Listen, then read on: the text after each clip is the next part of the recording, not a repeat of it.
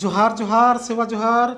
मैं डॉक्टर नारवेन कासा टेकाम, संयोजक एवं व्याख्याकार पुनेम सोच संगत, और आप देख रहे हैं पुनेम सोच संगत विषय अंतर्गत प्रसारित व्याख्यान धारावाहिक आदिवासी द ओनर ऑफ इंडिया का एपिसोड नंबर 10।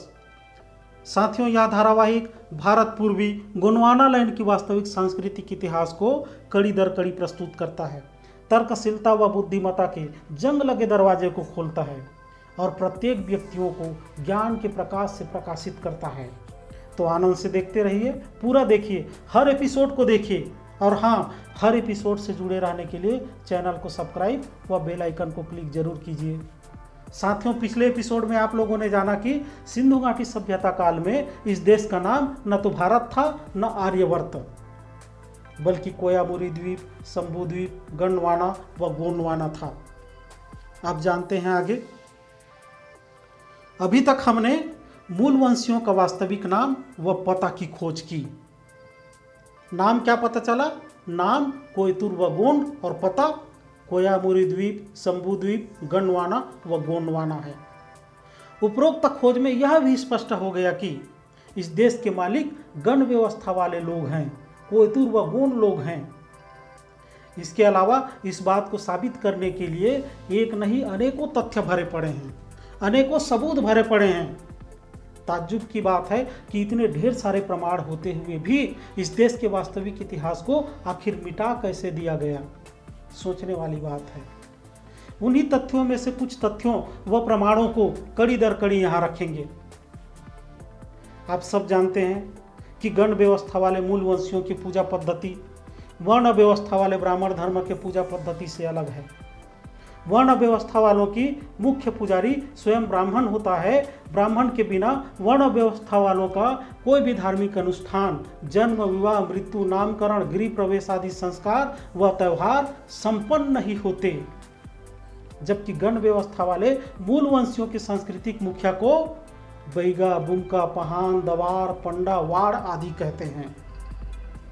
कोयतुर गोंड मूल वंशियों के सभी त्यौहार, सभी संस्कार, सभी अनुष्ठान सिर्फ इन सेवैक, बैगा, बुमका, पहान, दवार, वाड़ आदि के माध्यम से ही होते हैं, ब्राह्मणों के माध्यम से नहीं। पर आजकल कुछ स्वयं को शिक्षित मानने वाले मूलवंशी लोग अज्ञानतावश पुरखा के बैगा, पहान, बुमका सिस्टम को छोड़कर ब्राह्मणों द्वारा संस्कार व अनुष्ठान कराकर खुद को वर्ण व्यवस्था में शामिल करने का प्रयास करते रहते हैं। खैर, यह उनकी सांस्कृतिक अज्ञानता है।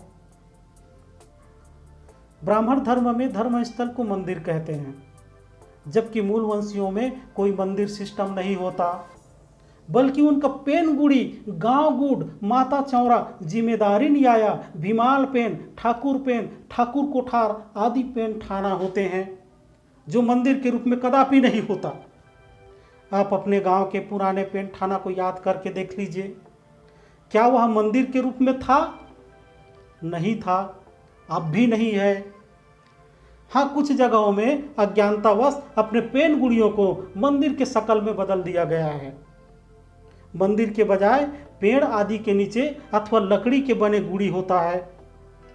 जिस प्रकार ईसाइयों का चर्च होता है, मुसलमानों का मस्जिद होता है, सिखों का गुरुद्वारा होता है, बौद्धों का बौद्ध विहार या मठ होता है, उसी प्रकार आदिवासी मूल वंशियों का शक्ति स्थल को पेन गुड़ी या गुड़ी पेन ठाना कहते हैं, मंदिर नहीं।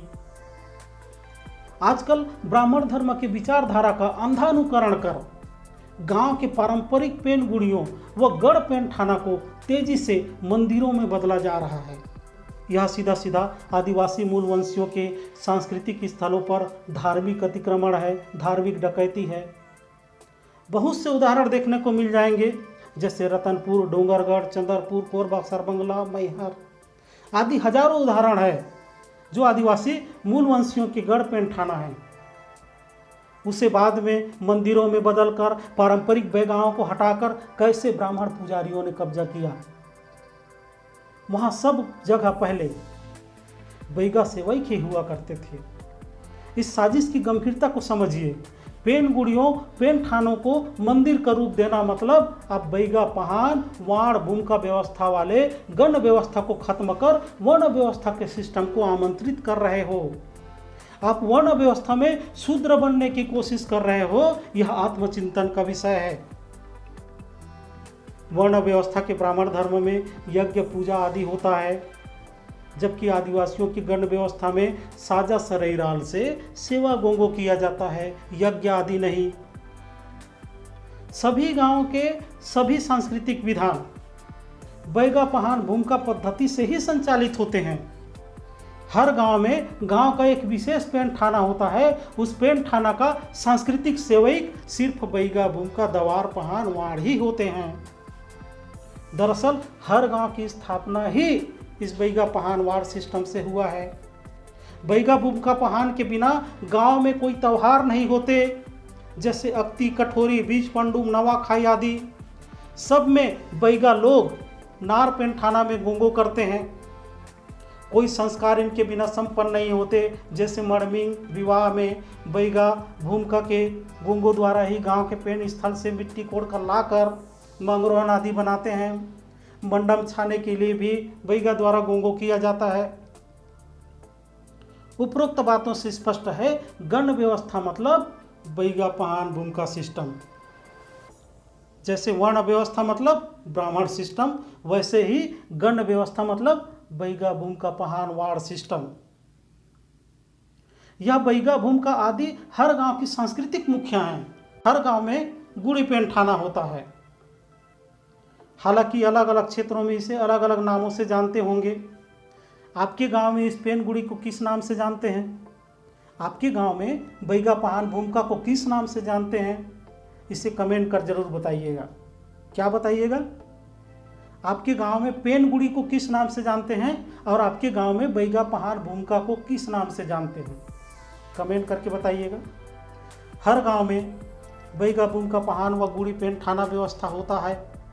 जिस गांव में यह व्यवस्था नहीं होता वह एक संपूर्ण गांव नहीं है, बल्कि वह पारा, मोहल्ला, टोला हो सकता है। उसे एक संपूर्ण सांस्कृतिक गांव नहीं कह सकते, नार नहीं कह सकते। इन सब तथ्यों से साबित होता है कि हर गांव की स्थापना बैगा पहान भूमिका व्यवस्था से हुआ है। जम्मू कश्मीर से लेकर कन्याकुमारी तक हर गांव की प्राचीन व्यवस्था यह गण व्यवस्था ही है। मतलब हर गांव के मालिक गण व्यवस्था वाले ट्राइब लोग ही हैं। हर गांव की स्थापना गण व्यवस्था से हुआ है, वर्ण व्यवस्था से नहीं। इसीलिए तो इस भूभाग का असली नाम गंडवाना है। जब हर गांव के मालिक आदिवासी पूर्वज हैं तो भारत अलग से थोड़ी ही है, गांव से ही देश बना है। जब हर गांव के मालिक आदिवासी पूर्वजों की व्यवस्था है तो देश के मालिक भी आदिवासी ही हुए। अतः स्पष्ट साबित हो रहा है कि आदिवासी ही इस देश के मूल मालिक हैं। शेष क्रमशः अगले एपिसोड में जानेंगे। लगातार जुड़े रहिए। चैनल को सब्सक्राइब कर बेल आइकन को क्लिक जरूर कर लें। तब तक के लिए धनई धनई सेवा सेवा।